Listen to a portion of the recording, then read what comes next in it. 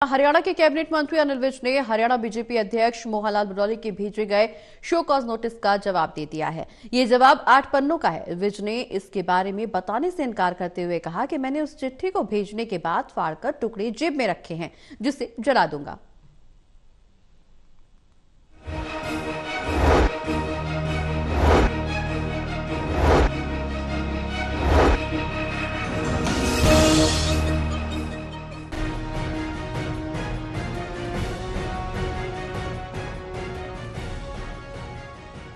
Haryana cabinet मंत्री अनिल विज ने BJP high command को अपना जवाब लिखकर दे दिया है। सोमवार को हरियाणा बीजेपी अध्यक्ष की ओर से अनिल विज को कारण बताओ नोटिस जारी किया गया था। अब अनिल विज ने बताया कि उन्होंने पार्टी हाईकमान को अपना जवाब लिखकर भेज दिया। ये जवाब कुल 8 पन्नों का है। बता दें कि नोटिस में अनिल विज की ओर से सीएम नायब सैनी और बीजेपी प्रदेश अध्यक्ष मोहनलाल बडौली के खिलाफ बयानबाजी करने को लेकर जवाब मांगा गया था। इसके लिए उन्हें 3 दिन का समय दिया गया था। अनिल विज ने जानकारी देते हुए बताया कि वो 3 दिनों से बाहर गए हुए थे, जिसके बाद वो मंगलवार रात को घर वापस आए।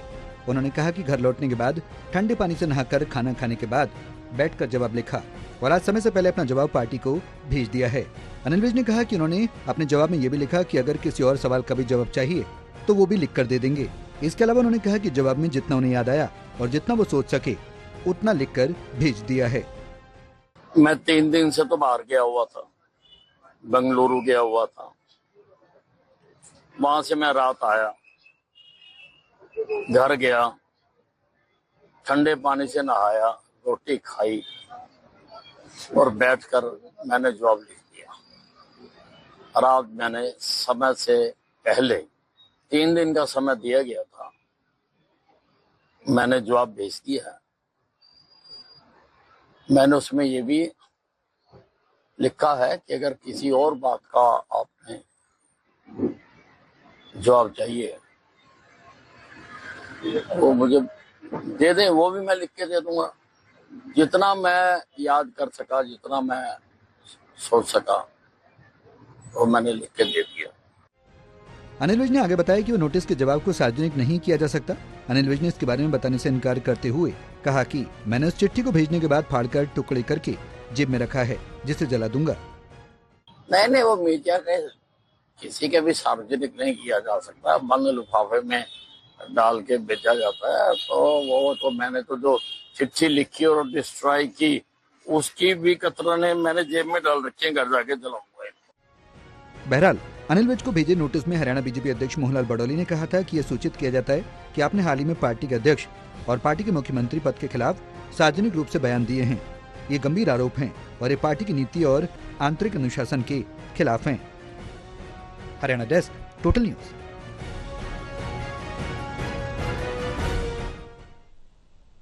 तो कुल मिलाकर के अनिल विज और पार्टी के बीच तनातनी बरकरार है, लेकिन बावजूद इसके अभी तक अनिल विज के तेवर ठंडे नहीं पड़े। तेवर लगातार वैसे ही देखने को मिल रहे हैं, लेकिन हरियाणा की सियासी हलचल एक बार फिर से तेज होती हुई नजर आ रही है। ज्यादा चर्चा करने के लिए हमारे साथ एसोसिएट एडिटर देवेंद्र कथुरे जी जुड़े हुए हैं। देवेंद्र जी, मोहनलाल बडौली के नोटिस का जवाब 8 पन्नों में अनिल विज ने जरूर दे दिया है, लेकिन तना अभी भी बरकरार है। तेवर कहीं से भी कम पड़ते हुए नजर नहीं आ रहे। 8 पन्नों के जवाब के बाद वो मीडिया से मुखातिब हुए। साफ तौर पर उनका कहना है कि अगर और भी कुछ पूछना चाहे तो पूछ लिया जाए, मैं उसका भी जवाब दूंगा।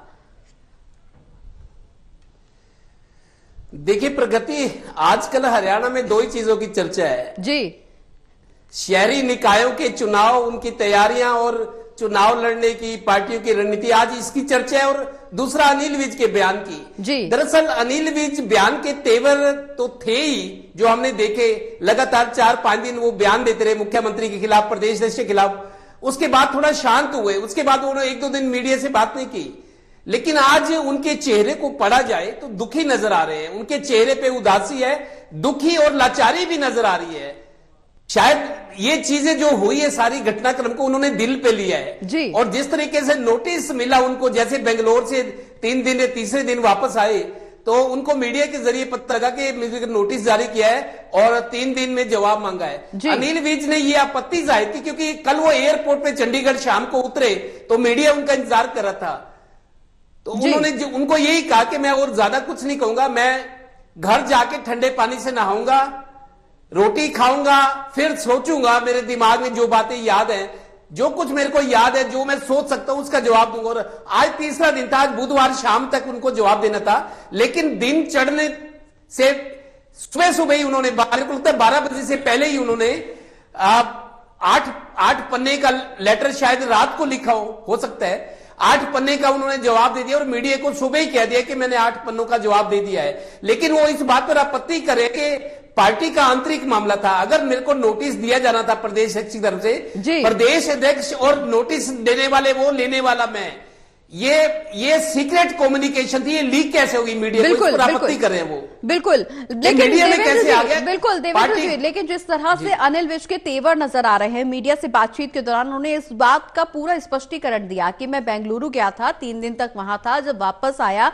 तो मुझे मीडिया के जरिए ये पता चला कि मुझसे जवाब की मांग की गई है, मुझे 3 दिन का समय दिया गया है। उसके बाद बाकायदा उन्होंने उसका उल्लेख किया कि ठंडे पानी से नहाया, फिर रोटी खाई, फिर उसके बाद जवाब लिखा और 8 पन्नों का, बाकायदा उन्होंने 8 पन्नों का जवाब लिखा है, जो उनके समझ में आया, जो उनका जवाब था, जो बोलना चाहते थे, जो आला कमान तक संदेश देना चाहते थे। 8 पन्ने बहुत होते हैं, 8 पन्ने में उन्होंने अपना जवाब लिखा और उसमें यह भी जिक्र किया कि अगर कुछ और भी पूछना चाहता है आला कमान तो वो भी पूछे, उसका भी जवाब दिया जाएगा। कुल मिलाकर के फिलहाल उनके तेवर बहुत ज्यादा सख्त नजर आ रहे हैं, तेवर तीखे नजर आ रहे हैं। क्या इस पर आला कमान की तरफ से और भी कुछ आगे गुंजाइश नजर आ रही है, और भी कुछ एक्शन लिया जाएगा? देखिए प्रगति, 8 पन्नों में बहुत कुछ लिखा जा सकता है। बिल्कुल, जैसे उनकी पीड़ा थी, वो जो अपने बयानों में कह रहे थे कि मेरे को हरवाने की कोशिश पार्टी के एक बड़े नेता ने की, कार्यकर्ता भी मेरे खिलाफ थे, अफसरों ने भी मेरे खिलाफ काम किया, ये तो मेरे हल्के की जनता थी अंबाला कैंट की, जिन्होंने मुकाबला किया ऐसी स्थिति का और मुझे जितवाया, मैं 7वीं बार जीता जी। तो अपने श्रेय अपने हल्के अंबाला कैंट की जनता को, वोटर्स को, अपने समर्थकों को दे रहे हैं, जबकि उनका ये कहना है कि मेरे को हरवाने की पूरी कोशिश पार्टी के एक बड़े नेता। अब उन्होंने 8 पन्नों में हाईकमान को जो कहा है, भाई अगर आपको कोई और पूछना हो तो वो भी पूछ लीजिए। शायद वो चाहते हैं कि हाईकमान उन्हें बुलाए, आमने सामने बात हो, ताकि वो बातें खोले, उनको मौका मिले। दूसरा एक दिलचस्प बात प्रगति है, उन्होंने मीडिया को ये कहा कि 8 पन्ने का जो जवाब मैंने लिखा है, मैं ये नहीं बता सकता मीडिया को क्या लिखा है, लेकिन वो 8 पन्ने का और जो मेरे पास नोटिस आया है, मैंने उनकी कतर ने उनको फाड़ दिया, जेब में रख दिया और घर जाके जलाऊंगा। मतलब मीडिया से बात करने के बाद जो चिट्ठी मैंने जवाब दिया है, और इसमें जरूर लिखा है कि कुछ और सवाल हो तो मैं उसका भी जवाब देने को तैयार हूं, वो प्लस जो उनको एक सीक्रेट कम्युनिकेशन था, उनको आपत्ति है कि मीडिया में कैसे लीक हुआ, वो लेटर भी और 8 पन्ने वो फाड़ के मैंने उसकी कतरे जेब में रखी, घर जाके जलाऊंगा, ये मीडिया को बयान देते वक्त उन्होंने कहा जी। अब जिस तरीके से उनके चेहरे पे आप देखिए लाचारी, बेचैनी, बिल्कुल, लेकिन अंदर गुस्सा है, लेकिन बिल्कुल देवेंद्र जी, लेकिन यहाँ समझने वाली बात यह भी है कि निश्चित रूप से उनको आला कमान से या पार्टी के अधिकारियों से, या उनको जिस तरह से उनका बयान कि उनको हरवाने की कोशिश की गई, कार्यकर्ताओं से नाराजगी है, अधिकारियों से नाराजगी है, लेकिन इस तरह की टीका टिप्पणी करना, मोहनलाल बड़ौली पर कथित तौर पर दुष्कर्म के आरोप लगे, उस बारे में उन्होंने बयान दिया कि उनको इस्तीफा दे देना चाहिए जब तक ये आरोप साबित ना हो जाए या फिर वो बेगुनाह साबित ना हो जाए। इसके अलावा मुख्यमंत्री पर इस तरह की टिप्पणी करना कि अब मुख्यमंत्री को नीचे आ जाना चाहिए, उड़न खटोले से जनता के बीच पहुंचना चाहिए, उनकी समस्याएं सुननी चाहिए, इस तरह की टीका टिप्पणी करना इस स्तर के नेता को कितना शोभनीय? देखिए प्रगति, बीजेपी में अनुशासन बहुत बड़ी चीज है। बिल्कुल, इनके बारे एक नारा कभी वाजपेयी जी के टाइम दिया गया था, पार्टी विद डिफरेंस। बीजेपी को उन्होंने कसीदा पढ़ा, अटल बिहारी वाजपेयी जिंदा थे, एक नारा दिया गया था, आप पार्टी विद डिफरेंस, कि दूसरी सियासी पार्टियों से हटके है, ये पार्टी अलग तरह की पार्टी है, जहां अनुशासन, संस्कृति, अपने बड़े नेताओं का सम्मान वो सिखाया जाता है जी। तो मेरे को लगता है अनिल विज को तकलीफ इस बात की है कि 100 दिन हो गए जब सरकार ने 100 दिन का जश्न मनाया। इनको ये कहना था कि चुनाव जब खत्म हुए, मैंने अपनी शिकायतें, मेरी ग्रीवेंसीज थी कि मुझे हराने की कोशिश की गई पार्टी के लोगों ने, अफसरों ने मेरा साथ नहीं दिया, उसके बाद डीसी को बदला गया, लेकिन उनका यह कहना है कि 100 दिन में कोई कार्रवाई नहीं की। उन्होंने 100 दिन के बाद मुंह खोला कि 100 दिन का सरकार जश्न मना रही है, लेकिन मेरी ग्रीवेंसीज का क्या, जो मेरी तकलीफ, मेरी पीड़ा, मेरी शिकायत थी, उसका जवाब नहीं हुआ, कोई कार्रवाई नहीं हुई। बिल्कुल। तो उसके बाद क्या हुआ कि देवेंद्र जी, एक सवाल ये भी निकल करके आ रहा है कि क्या ये शिकायतों को लेकर के जो आश्वासन नहीं मिला या उन पर कार्रवाई नहीं की गई है, क्या ये वो दुख दर्द था या फिर ये पुराना दर्द छलका है जो उनको सीएम बनने की उम्मीद थी लेकिन नहीं बनाया गया? बार बार उनको इस बात की उम्मीद थी कि अब शायद मुख्यमंत्री के नाम मेरे नाम मुख्यमंत्री के तौर पर आगे बढ़ाया जाएगा। जब नायब सिंह सैनी को मुख्यमंत्री बनाया गया, दूसरी बार मुख्यमंत्री बनाया गया, तब उनको भी शायद, तभी भी उस दौरान भी शायद उनको ये उम्मीद थी कि अब मेरा नाम आगे बढ़ाया जाएगा, लेकिन तभी भी उनके नाम पर कोई चर्चा नहीं हुई। इनफैक्ट वो उस टाइम पे बुरा भी मान गए थे, नाराज भी हो गए थे, बैठक से उठ के भी चले गए थे। उस दौरान भी उनको मनाने की कोशिश जरूर की गई, लेकिन मुख्यमंत्री के तौर पर उनका नाम आगे बढ़ाने की कोशिश नहीं की गई। क्या ये उस समय का दर्द है जो अब झलक करके सामने आ रहा है? देखिए, मैं आपको याद दिलाऊं, प्रगति 2014 में जब पहली दफा बीजेपी की सरकार बनी, मनोहर लाल जी मुख्यमंत्री बने, शपथ ग्रहण हुआ, अनिल विज को 5वें नंबर पे शपथ दिलाई गई थी जी। तभी से थोड़ा इनको अटपटा लगा कि मैं इतना सीनियर हूं। इन्होंने बयान भी दिया मीडिया में जी। 2014 में जब पहली दफा सरकार बनी, मनोहर लाल मुख्यमंत्री, इन्होंने कहा मीडिया में कि मैं तो मनोहर लाल जी से सीनियर हूं, वो तो पहली दफा बने, मैं तो 5वीं बार का विधायक हूं। 2014 में तो पीड़ा थी। उसके बाद क्या हुआ, मुख्यमंत्री मनोहर लाल से इनकी खटपट रही, सीआईडी वाला मामला था, फिर और कई चीजें हुई। फिर जब मनोहर लाल जी को रिप्लेस किया गया 2024 से 4 महीने पहले, तो इनको ये उम्मीद थी, मनोहर लाल जी इनको गाड़ी में बिठाकर ले गए कि आओ मेरे साथ। इनके मन में था शायद अब मनोहर लाल जी को बदलकर मुझे बनाया जाएगा।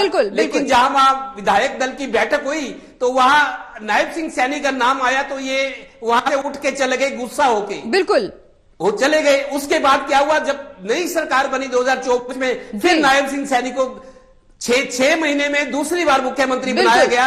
तभी से, और दूसरा इनकी शिकायतें थी कि 100 दिन पूरा होने के बाद मेरी जो शिकायतें थी, ना तो उस पर कोई असर हुआ ना कार्रवाई हुई, जबकि सरकार 100 दिन का जश्न मना रही थी।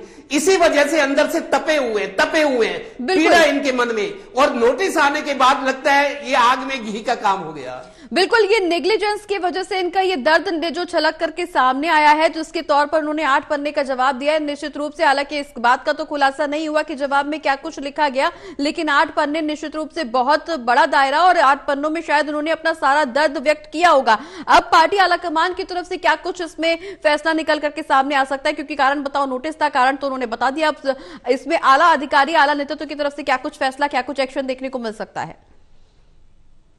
देखिए प्रगति, 3 रास्ते हैं जी। या तो दबाव में अनिल विज को रिजाइन करना पड़ेगा मंत्री पद, जैसे नायब सिंह सैनी पहली दफा बने थे, इनको मंत्री नहीं बनाया गया था जी। नायब सिंह सैनी की शपथ हुई थी जी। या तो ये दबाव के आगे, हालात के आगे हार मान के इस्तीफा दे दें। लेकिन इनका ये कहना था कि मुख्यमंत्री मेरा मंत्री पद ले सकते, लेकिन मेरी विधायकी नहीं ले सकते। बिल्कुल इनका यह कि मैं विधायक तो हूं, मंत्री पद ले लो। दूसरी स्थिति यह है कि या तो अनिल विज खुद रिजाइन करें अपना सम्मान बचाने के लिए, या फिर पार्टी हाईकमान इन पर दबाव बना के इस्तीफा ले ले कि आप मंत्री पद से इस्तीफा दो।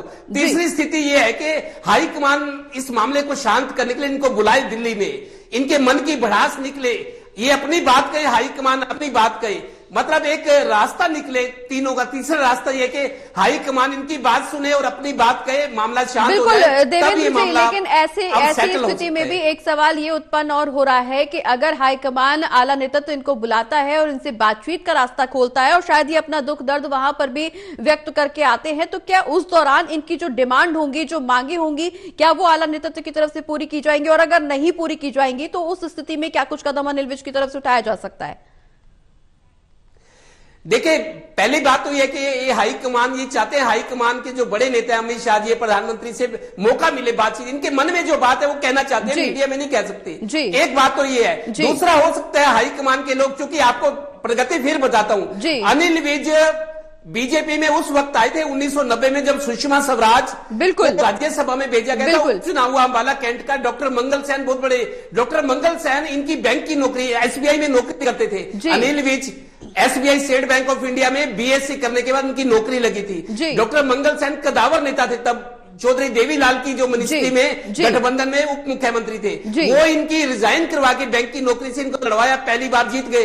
उसके बाद ये लगातार जीतते रहे, और 2 बार तो बीजेपी से बागी होकर इन्होंने चुनाव लड़ा, तब भी जीते। और अनिल विज का ये कहना है कि मैं पार्टी में तब से हूं जब 2-4 लोग, पार्टी को कोई जानता नहीं था, 2-4 लोग हुआ करते थे, बिल्कुल, शायद उसी की तो ये बानगी उनकी मन है, की शायद पीड़ा है। बिल्कुल शायद उसी की बानगी है कि अभी तक इनके तेवर कम नहीं हो पाए हैं, लेकिन सवाल यही है कि अब अगला कदम आला नेतृत्व की तरफ से क्या कुछ उठाया जाएगा, क्योंकि कारण बताओ नोटिस जारी किया गया था, कारण बता दिया गया है, उसके बाद अब अनिल विज की तरफ से जो तेवर दिखाए जा रहे हैं, निश्चित रूप से इसमें अब आगे हरियाणा की सियासी हलचल और ज्यादा तेज होने की संभावना जताई जा रही है। हालांकि देखना यही होगा कि अब सरकार की तरफ से, सत्ता पक्ष की तरफ से क्या कुछ फैसला होगा। बहुत बहुत शुक्रिया देवेंद्र जी, ये तमाम जानकारी हमारे दर्शकों तक पहुंचाने के लिए।